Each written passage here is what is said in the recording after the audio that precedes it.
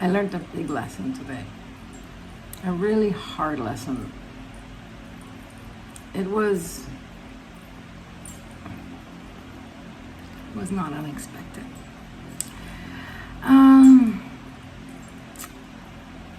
I made a few mistakes in the last month, and two of my client relationships really suffered. And the biggest mistake, the biggest arching thing that I think would have made a big difference is I was trying to fulfill a role. I was going into this project with an expectation of fulfilling a certain role, a character I saw online, or not online, in the movies, like an archetypal character. This older woman who's a little grumpy, who has a little knowledge and who wants to compart it, but is brusque and short and rough. And I guess I never really knew this. This is not something that I planned or I thought about. It's just in retrospect, right? I always wanted to be that woman. I always wanted to be that rude expert, the person you can't really live without, but you have to put up with. I don't know why. It doesn't make any sense. Now that I think about it, it makes no sense at all. But at the time, I thought that it was a position of power, something that would show knowledge. Maybe it's because my father is a famously knowledgeable person and he's very brusque and very rude, and maybe that's where it came from. But I kind of adopted this persona, and I ended up losing clients over it. And I thought that if I could manage or command these higher rates, that the clients are going to listen to me, and so I have to be this person. And they didn't listen to me. As a matter of fact, they said that some of my expertise was not really even relevant, and some of the stuff that I was trying to teach them or share with them or impart on them was not something that they really cared about or they wanted to hear about. And me being not very nice about it didn't help at all. And so here's my lesson. Here's my deep lesson. I can't even look you guys in the eye.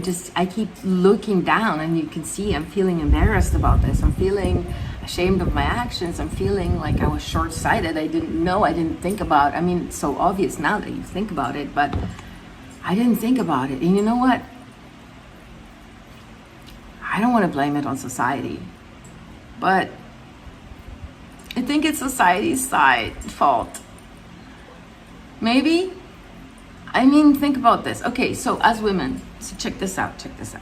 As women, we're told by, I don't know, Catholic Church, maybe the government, maybe the school system. I'm not sure who actually tells it to us, because it's sort of like known or widely understood that women are supposed to be kind and polite and soft-spoken and pushovers.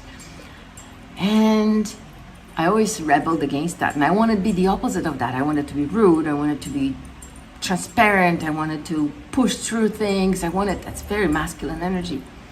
But you know, as I'm getting closer to my golden years, I'm realizing a lot of the different things. First of all, when they tell women to be kind and gentle, they don't mean like pushover.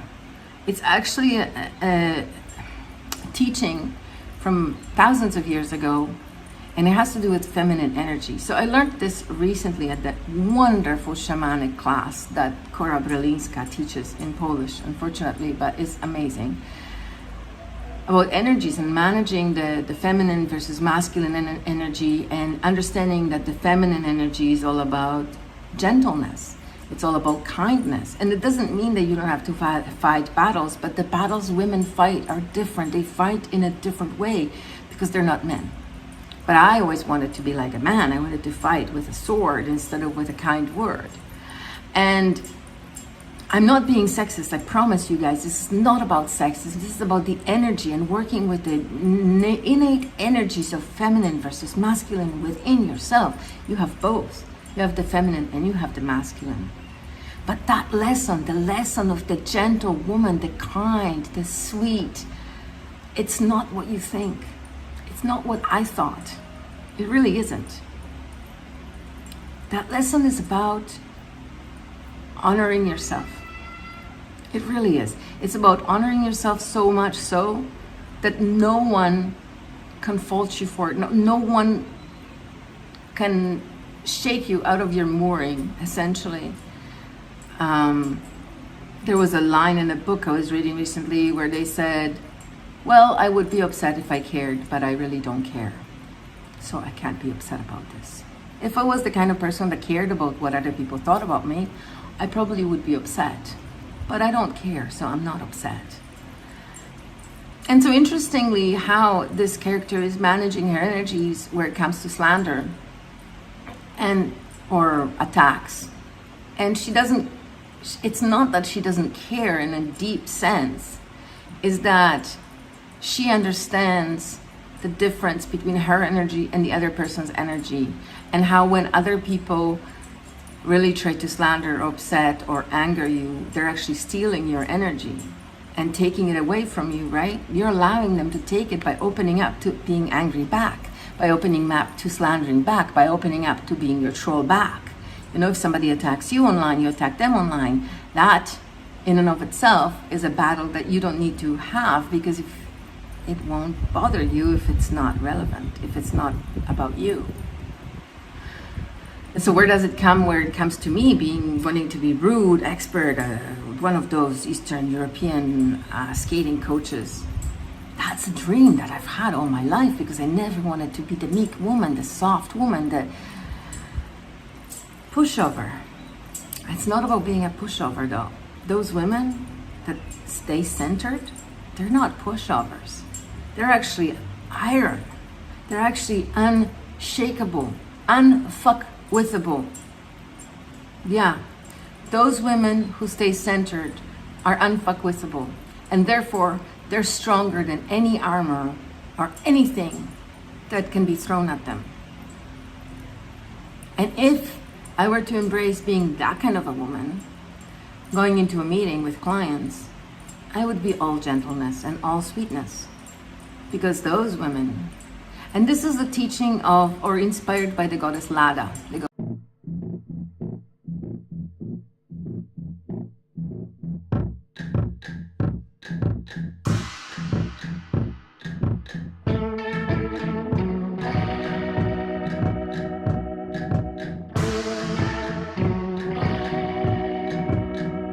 Goddess of order.